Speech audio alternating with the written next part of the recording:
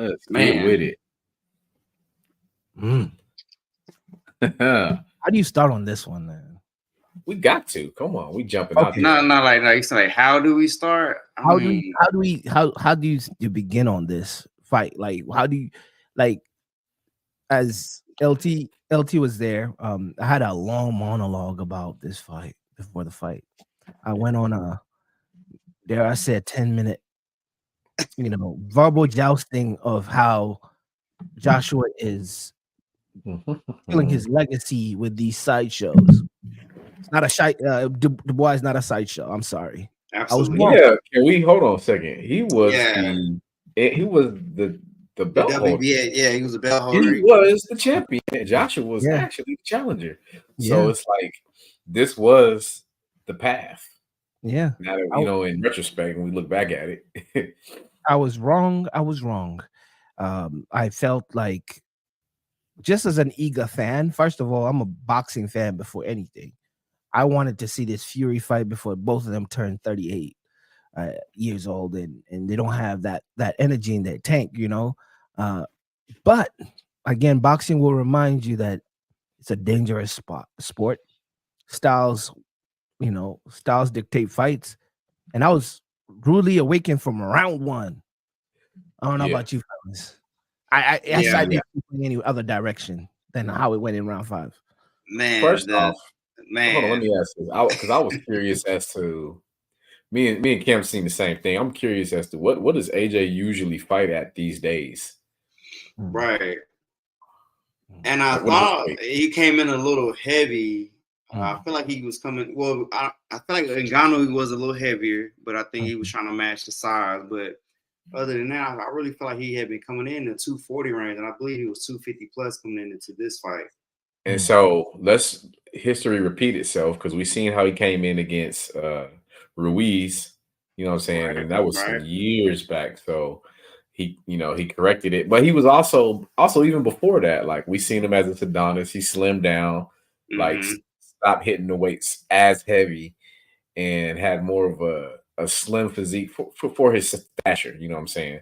Right. And I don't know. Is it age catching up with him? Is the training camps getting harder? What is it? Because you and I both noticed that his arms looked very heavy. Yeah. They were extremely low, like amateurs, as far as the type of mistakes he made in this fight. Ultimately the knockout, the final right hand by Dubois. Josh was throwing a right uppercut from distance without any type of setup shot in between. And to me, I just felt like that was a very low IQ punch to make it that opportunity when you already down big on the scorecard. You had to knock him out, but that comes more methodically. It doesn't happen, you don't get them all in one point. It's like basketball. You don't go down 30 and make it all up in one possession.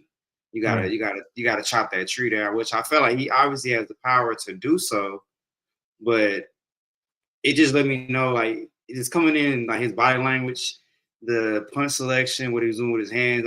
I felt like it's just somebody that really just teases us consistently with, I think Joshua is going to be, coming out here and doing what we feel like he should always have been, is a great boxer, a great champion, and we ultimately were kind of let down, but we did see a great performance by Dubois. At the same time, who looked hungry, who looked ready, and looks dangerous. Yeah. Ready for more. Yeah.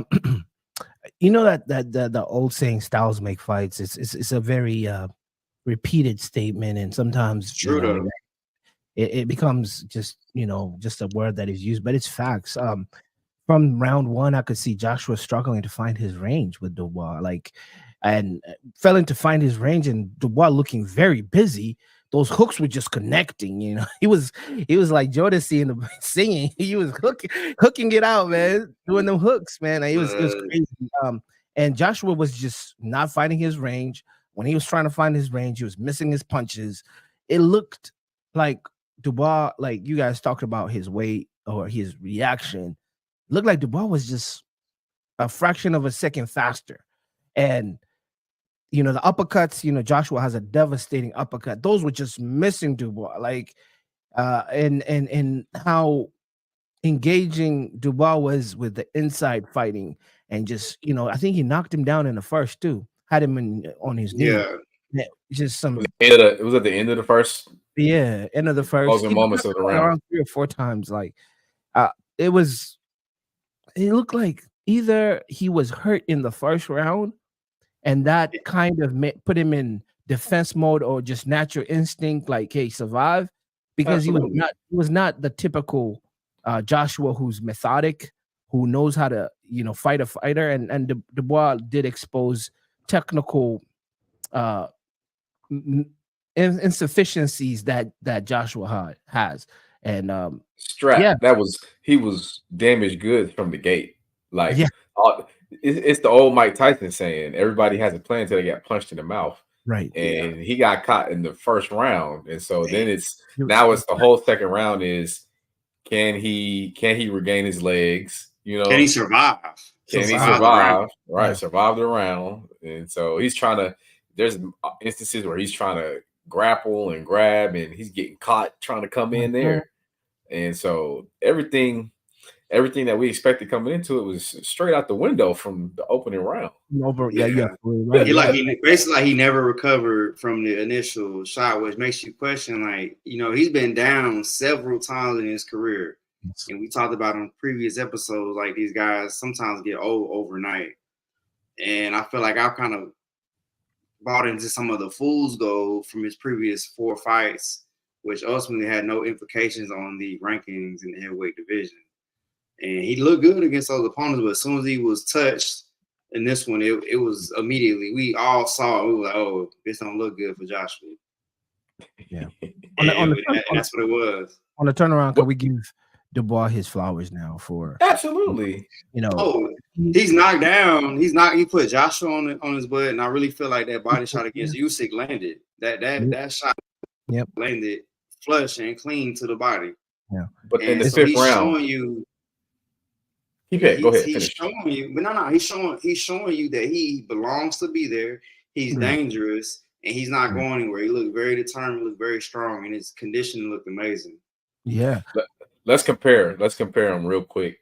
How does Dubois compare to a prime Wilder? Because neither of them were real polished fighters. Both have dangerous power, which automatically makes them viable in the heavyweight division. So how would you compare those two? Prime Wilder versus this Dubois we've seen. I think Dubois sets more traps. I will see him setting traps. Wilder has a nuke in his right hand that I've never seen in my life. I've never seen somebody jump and punch, not sit on a punch. He's a heavyweight. You're supposed to sit on those punches. He knocked out people with both legs in the air.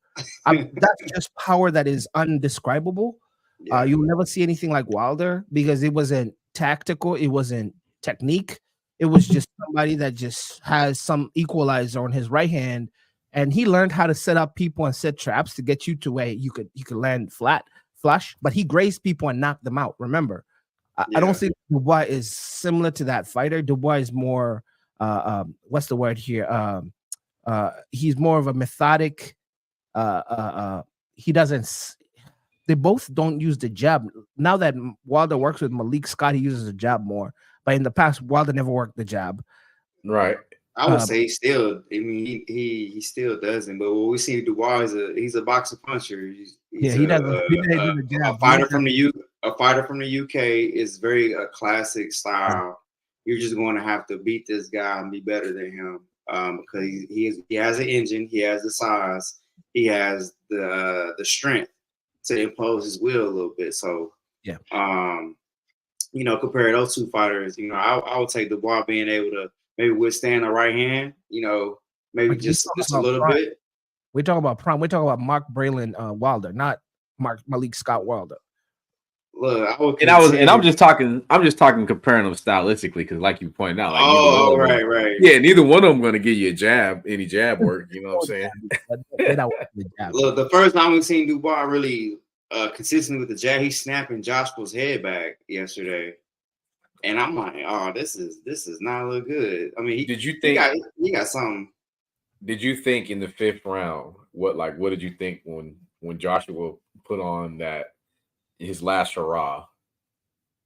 Oh, I was shocked. I actually woke my son up. I was like, oh, I had him in my hand, but what I did not like to see was that he was rushing it. He was trying to get it all back in that round, and he ultimately made a mistake and got put on his ass, or put on his face actually. And before that, he's sticking his tongue out in the crowd. I don't know who he's talking to in the corner. I saw that, but I thought that was, that was a little weird to me mentally though. With Josh for this fight, it was a lot of weird energy he was putting forth into the fight. Like he came in looking bravado. Yeah, came in looking laser focused, but it just was a grand entrance, and then he just, flat performance. What? His down his leg. Hey, I'll give this is where I really want to give Dubois his credit, was his patience. Yes. Having an opponent reeling from start to finish, but knowing not, respecting the power still, that, when this guy is wounded is when he's at his most dangerous. And so being in full control, but not allowing yourself to get caught up in the emotion of the arena, because I'm sure people were calling for him to finish it, but he waited until the exact moment. And when it was over, I knew it was over. He was on his back foot, which, he's retreating and throws the right hand. So it lets you know he's on his game. And like, it's also telling, like, watching that 5th round and how the events folded. AJ looked like he was picking up momentum, and he looked like he had Dubois. It looked like and Dubois was like a wounded animal backing. And that's a dangerous, dangerous, dangerous situation. You have to be very careful how you break down a wounded fighter, because now they're fighting for their life. And that's how he landed on that punch. Like, you went into an attack, you got not giddy, but you got excited, and you were just driving in, and you all foot on the gas pedal, and got caught with one, and that's